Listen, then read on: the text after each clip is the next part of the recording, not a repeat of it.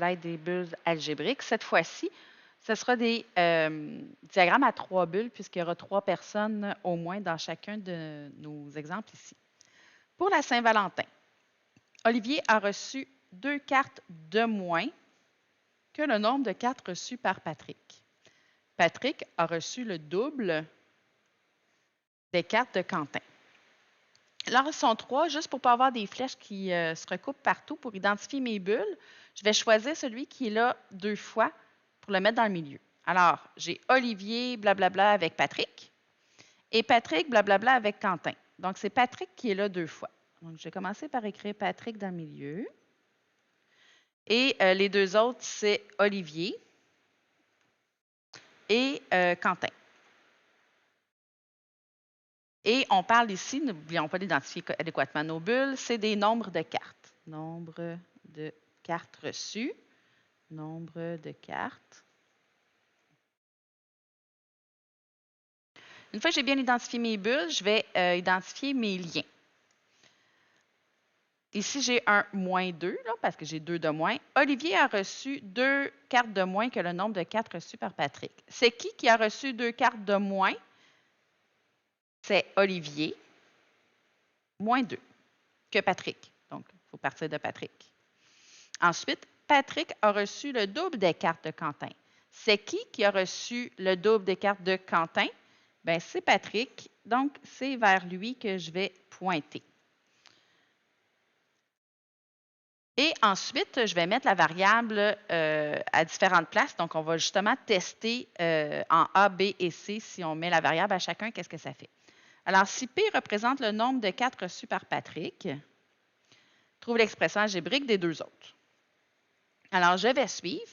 Dans cette bulle-là, j'ai une flèche qui m'amène à l'autre bulle. Donc, pour trouver le nombre de cartes d'Olivier, je vais partir du nombre de cartes de Patrick.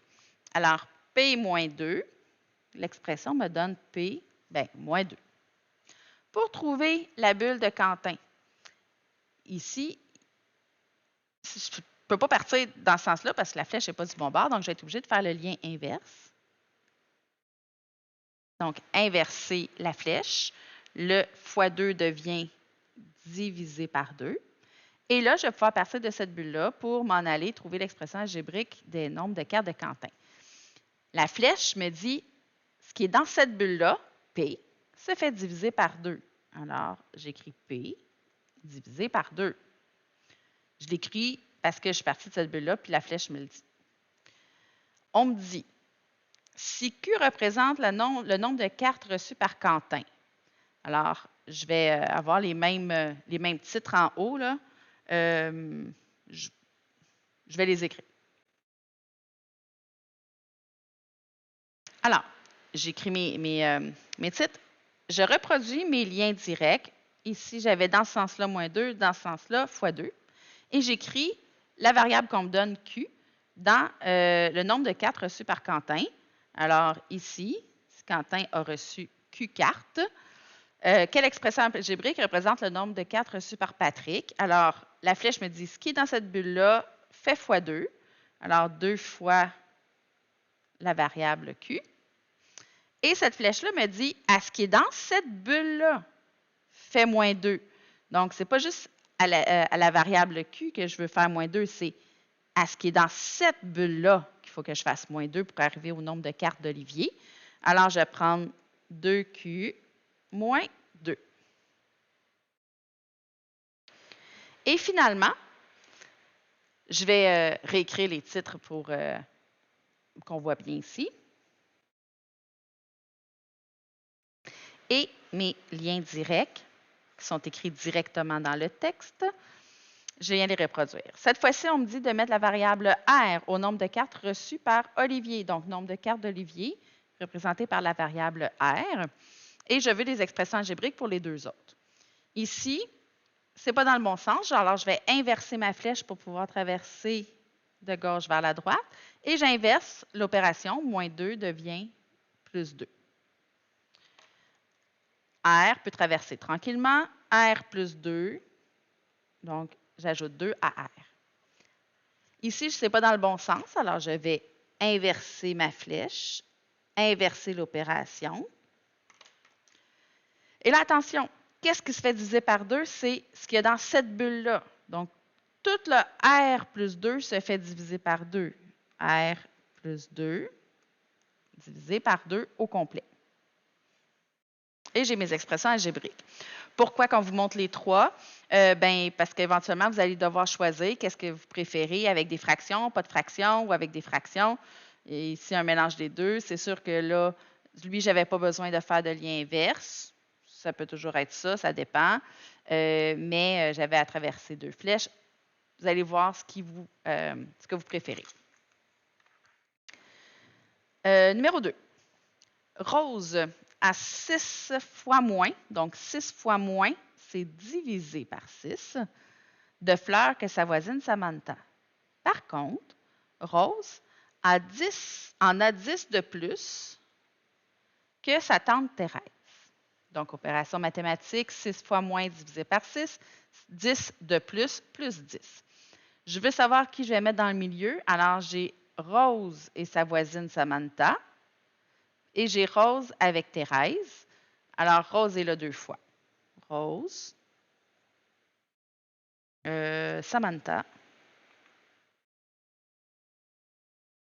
et Thérèse. Évidemment, il faut que j'identifie mes bulles adéquatement. Alors ici, on parle du nombre de fleurs. Je vais tout de suite prendre le temps d'identifier chacun de mes paquets de bulles. Mes bulles sont toutes bien identifiées. J'allais faire mes flèches, donc les liens directs. Rose a 6 fois moins de fleurs que Samantha. C'est qui a 6 fois moins de fleurs que Samantha? C'est Rose, donc c'est elle qui va recevoir la flèche. Et l'opération 6 fois moins, c'est divisé par 6. Par contre, Rose en a 10 de plus que sa tante Thérèse. C'est qui en a 10 de plus que sa tante Thérèse? C'est Rose. Donc, de Thérèse vers Rose, plus 10. Je pointe toujours vers le sujet. Et là, on me dit si R représente le nombre de fleurs que possède Rose, R. Je veux des expressions algébriques pour les deux. Ici, l'inverse va être nécessaire, ici aussi, donc je vais tout de suite faire les deux. L'inverse de plus 10, c'est moins 10. Et l'inverse de divisé par 6, c'est fois 6. Ce que je peux faire, c'est aller faire tout de suite mes flèches, toutes inverses et directes. Comme ça, je vais pouvoir avoir tout ce que j'ai besoin pour les autres. Je vais aller le faire. Je m'en viens ici avec mon R. Donc, je vais traverser dans le bon sens, fois 6. J'écris 6R pour 6 fois R. Pour le nombre de fleurs de Thérèse, je viens de la bulle du début qui est ici, qui est R, plus 10. Donc, à R, je soustrais 10 puisque c'est écrit moins 10. L'exemple B, la question B, si S représente le nombre de fleurs que possède Samantha, donc S pour Samantha dans la bulle de Samantha, et là, je veux trouver les expressions algébriques pour les deux autres, je m'en vais dans le bon sens. Donc, le S se fait diviser par 6. Et je dois soustraire 10 au S divisé par 6. Donc, j'ai S divisé par 6 et à ça, j'enlève 10. Le 10 n'est pas sur le 6 parce que ça s'est passé après. Et finalement, si T représente le nombre de fleurs de Thérèse, quelle expression algébrique ont les deux autres? Alors, T, il faut que je passe par le pont plus 10, ça me fait T plus 10. Et ensuite, je dois multiplier par 6, ce qui est dans cette bulle-là. C'est ce que ça me dit ici. Donc, c'est 6 fois T plus 10. Et je vais réduire, je vais distribuer mon fois 6 à chacun. Donc, 6 fois T, 6T, 6 fois 10, 60. Numéro 3. Le film d'Ulrich dure 75 minutes de plus que le film de Victor. Ce dernier dure 1 heure de moins. Voilà, attention un petit peu. Là. 1 heure de moins que le film de Wendy. C'est juste que là, ici, j'ai 75 de plus et 1 de moins, sauf qu'il y en a un qui est en minutes et l'autre qui est en heures. Donc, il va falloir que je les mette les deux dans les mêmes unités. Les plus petites, ça va être plus facile. Donc, je vais y aller en minutes. pour dire qu'une heure, c'est bien 60 minutes de moins. Si X représente le temps du film d'Ulrich, trouve l'expression algébrique qui représente, etc. Donc, avant de faire ça, il faut que j'identifie mes bulles. Pour les identifier, il faut que je sache qui je vais mettre dans le milieu. Alors, le film d'Ulrich dure 75 minutes de plus que le film de Victor. Ce dernier représente Victor.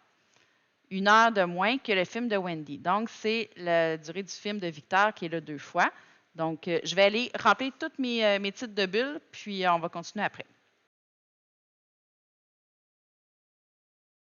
OK. Mes bulles sont toutes identifiées, donc les temps des films de chacun. Et je vais pointer mes flèches vers les sujets. Alors, le film d'Ulrich dure 75 minutes de plus que. Donc, c'est qui dure 75 minutes de plus que le film de Victor? Bien, c'est le film d'Ulrich. Sujet, temps durée du film d'Ulrich. Et ce dernier, c'est la durée du film de Victor, dure 1 heure de moins que celui de Wendy. C'est qui dure 1 heure de moins? C'est ce dernier mis pour Victor, bien, la durée du film de Victor. Alors, je peux aller créer tous mes liens directs et tous mes liens inverses. Alors, j'ai inversé, donc quand c'était plus 75, j'ai mis dans le sens inverse moins 75. Et comme ici, j'avais moins 60, dans le lien inverse, j'ai mis plus 60. Et je peux mettre mes variables au bon endroit. X représente le temps du film d'Ulrich, donc X ici.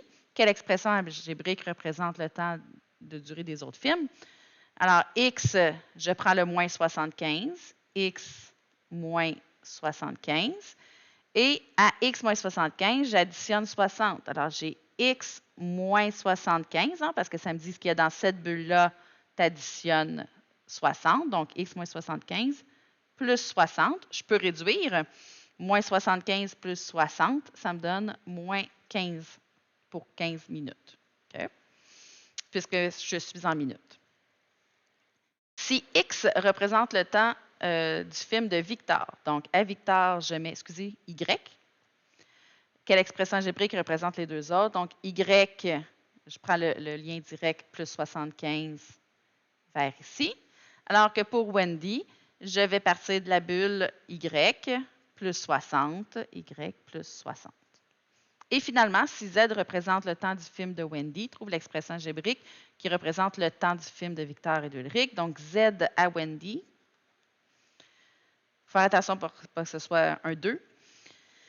Donc, je prends le lien direct, Z moins 60. Et à ce qui est dans cette bulle-là, je dois ajouter 75. Donc, Z moins 60, j'ajoute 75, je réduis. Z moins 60 plus 75 me donne plus 15 ici. Au numéro 4, 5 et 6, on me dit que c'est en lien avec les autres que j'ai faits. Donc, il va falloir que je prenne les bonnes bulles pour répondre à mes questions. Alors, question 4. On me demande d'y aller avec le numéro 1, ici. Et on me dit, si Olivier a reçu 10 cartes, combien de cartes a reçu Quentin? Alors, ici, j'ai toutes mes bulles. Si Olivier a reçu 10 cartes, combien en a reçu Quentin? Donc, ma question est combien Quentin? Donc, c'est sûr que c'est une de ces 3 bulles-là que je vais prendre. Et ce qu'on me donne comme information, c'est ce que je connais, c'est le nombre de cartes d'Olivier. Donc, je regarde quand Olivier a la variable, ici. Je prends l'expression algébrique du nombre de cartes de Quentin. Si je reviens à mon numéro 4, si Olivier a reçu 10 cartes, je cherche combien a reçu Quentin. Je connais Olivier, expression algébrique de Quentin, R plus 2 divisé par 2. Je vais venir l'écrire ici. Mon expression algébrique, c'est R plus 2 divisé par 2, où R représente le nombre de cartes d'Olivier, donc 10. Je remplace. 10 plus 2 divisé par 2. Je vais venir ici à côté parce que j'ai plus de place. 10 plus 2 me donne 12. Je continue à diviser par 2, ça me donne 6. Réponse 6 cartes. On essaye un autre. Si Quentin a reçu 3 cartes, donc je connais Quentin et je cherche combien en a reçu Olivier. Donc, moi, je cherche une expression algébrique du nombre de cartes d'Olivier. Quand je connais Quentin, Donc, quand Quentin a, lui, la variable. Donc, je vais prendre l'expression algébrique qui est dans cette bulle-ci, puisque je veux le nombre de cartes d'Olivier quand je connais Quentin. Alors, 2Q moins 2. Et la variable, c'est le nombre de cartes de Quentin, donc 3. 2 fois 3 moins 2. 6 moins 2, parce que 2 fois 3 donne 6. 6 moins 2, 4. 4 cartes. On y va avec les fleurs. Si Rose a reçu 15 fleurs, donc je connais Rose. Combien de fleurs a reçu Samantha? OK? Pas on, mais a. Donc, si donc j'ai dit je connais Rose, combien a eu Samantha? Donc, je cherche combien Samantha quand je connais Rose. Donc, Rose est ici. Alors, Samantha en a reçu 6 fois plus. Donc, parce que quand elle a R, elle a le 6R. Alors, l'expression algébrique, c'est 6 fois R. Donc, c'est 6 fois 15, puisque Rose a reçu 15 fleurs. 6 fois 15 me fait 90. Alors, 90 fleurs. Si Samantha a reçu 108 fleurs, combien de fleurs a reçu Thérèse? Donc, je cherche combien a reçu Thérèse si je sais Samantha. Donc, Thérèse, une de ces trois-là, bien, pas celle-là, c'est sûr. Quand je connais Samantha, donc quand la variable est à Samantha, l'expression algébrique de Thérèse, S sur 6 moins 10. S sur 6 moins 10. Et le 10 n'était pas sur 6. Alors, je vais y aller avec 108 divisé par 6 moins 10. Je vais venir ici à côté. 108 divisé par 6 me donne 18. 18 moins 10 me donne 8. Donc, 8 fleurs. C'est un peu triste. Une garde 68 et l'autre juste 8. Et finalement, le sixième, avec Ulrich, Victor et Wendy, si le film d'Ulrich, donc ici, c'est en 3h30. Sauf que moi, si on se souvient bien, mes bulles, j'ai choisi de les prendre en minutes. Alors, je vais devoir changer 3h30 en minutes. Donc, si vous avez besoin, donc c'est 3 fois 60, 180 minutes, plus les 30, ce qui me donne 210 minutes. Même chose ici, j'ai 1h40. Pendant que je suis là, je vais le faire. 1h40 me donne combien de minutes? Bien, c'est 60 plus 40. Ça me donne 100 minutes. Et là, je peux aller chercher mes expressions algébriques. Si le film d'Ulrich dure, donc je connais Ulrich et je cherche Wendy. Donc, je veux savoir Wendy quand je connais Ulrich. Donc, son expression algébrique, je vais prendre celui qui est réduit, x moins 15. X, c'est 210 minutes, moins 15 minutes, me donne 195. Donc, 195 minutes ou, bien, 195 minutes divisé par 60 pour savoir il y a combien d'heures, c'est 3h25. Attention, pas 3h25 minutes, 3h25. Donc, c'est un quart. Donc, si vous savez qu'un quart d'heure, c'est 15 minutes, vous pouvez l'écrire.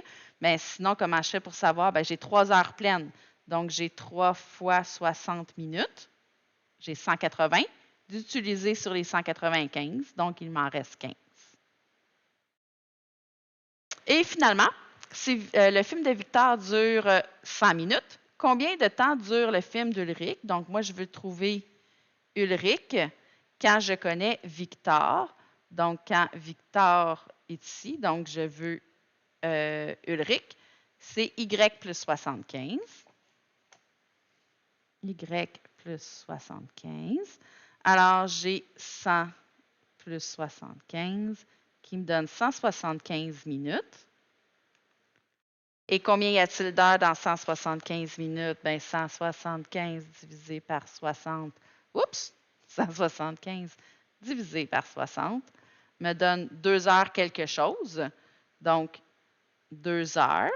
2 heures, c'est 2 fois 60 minutes. Donc, 120. Fait que les 2 heures, c'est 120 minutes sur les 175.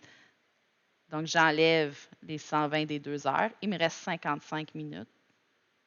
Donc, 2 heures 55 minutes.